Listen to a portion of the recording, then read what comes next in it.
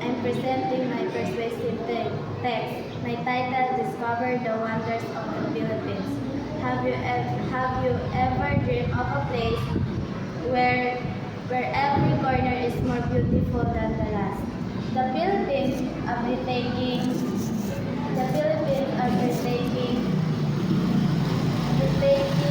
archipelago home to countless majestic tourist spots and hidden gems waiting to be explored. From the white sandy beaches,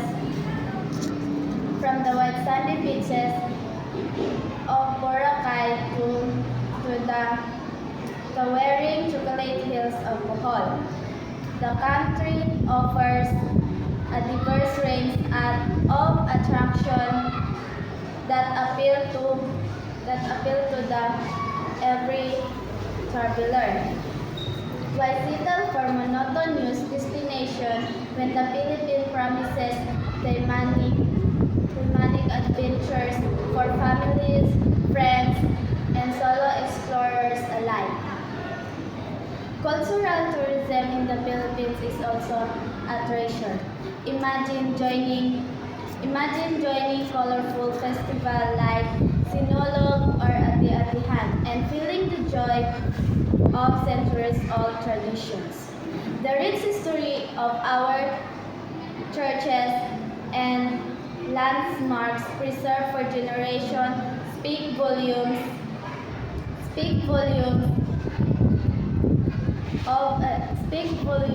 about the resilience of our people. Department of Tourism, DOT, the recorded 5,450,557 pesos international visitor in 2023, a number that surpassed the year's 4.8 million arrivals.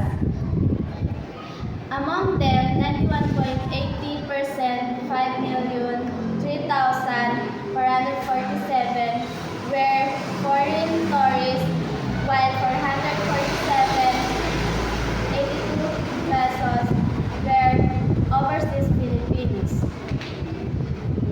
For nature lovers, the lush mountains of Sagada and the arid deserts of Ilocos Norte offers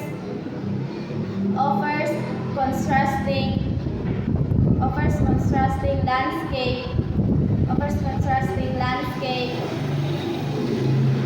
that will steer your heart and mind. But it's not just a sight, it's a people and impact. Filipinos are humble, welcoming and ready to share their culture with every guest. Tourism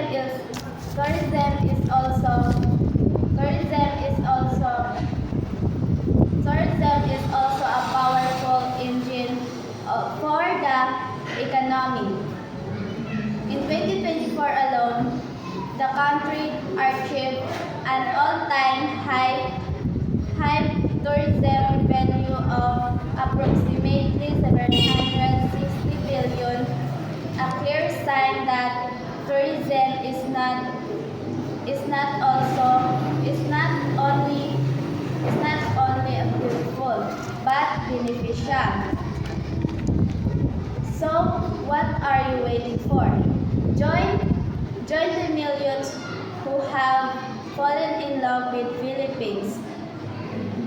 But it's not just a visit.